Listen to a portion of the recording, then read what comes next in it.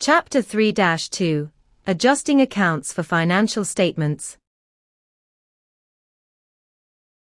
Alright, let's look at Elon Musk Company's transactions for August. On August 1st, the company gets $4,000 from Saul, but no work done yet.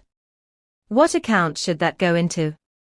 Then on August 6th, another $8,500 from Halo. Again, advance money, not yet revenue. By August 12th, the work for Saul is completed, so what happens? We move it out of unearned fees and into fees earned. On August 18th, another advance, this time $9,500 from Otani.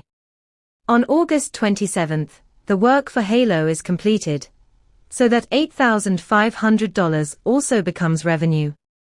Finally, on August 31st, the work for Otani is still not started. That means the $9,500 remains in unearned fees. So your task is, record all transactions using both methods, first the unearned fees method, then the fees earned method. And finally, check, how much revenue do we show for August? And how much liability stays as unearned at month end?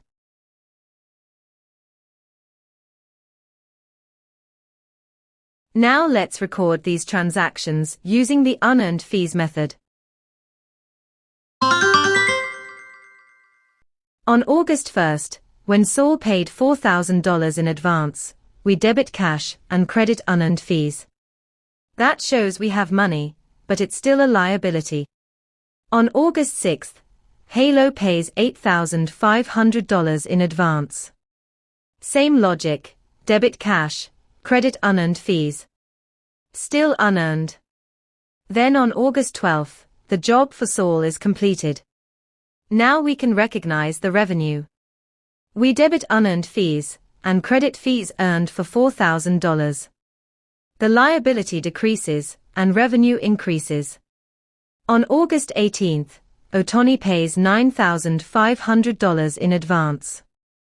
Again, cash in, unearned fees goes up. By August 27th, the job for Halo is completed, so we transfer his $8,500 from unearned fees into fees earned.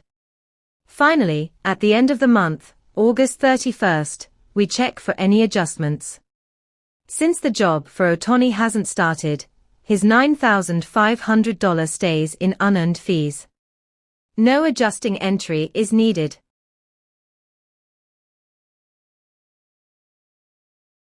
Now let's record the same transactions using the fees earned method.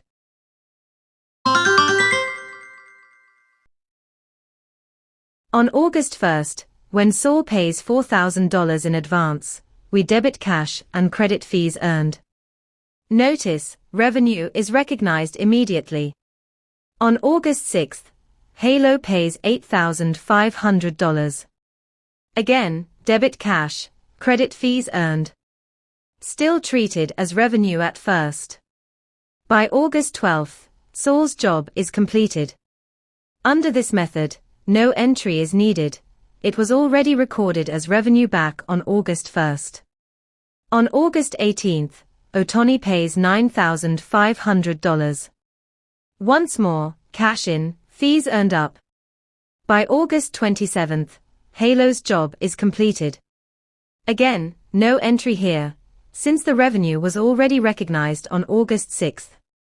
Finally, at August 31st, we need an adjusting entry.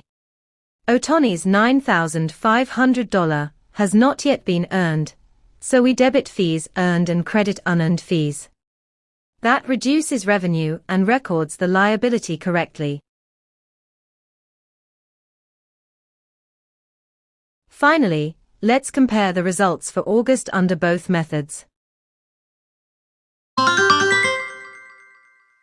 Looking at the numbers. Fees earned comes out the same, $12,500, under both Method A and Method B. Unearned fees also ends up the same, $9,500, whether we defer at the beginning or adjust at the end. So, the key point is, both methods lead to identical results in the financial statements. The difference is in practice. Method A, unearned fees first, is preferred under accrual accounting and GAAP, IFRS.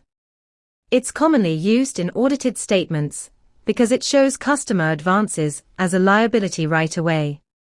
Method B, fees earned first, is more common in small businesses or simplified bookkeeping. It's easier to record, but requires adjusting entries at period end. So remember, different timing, same outcome. The professional world usually prefers Method A because it's more conservative and accurate.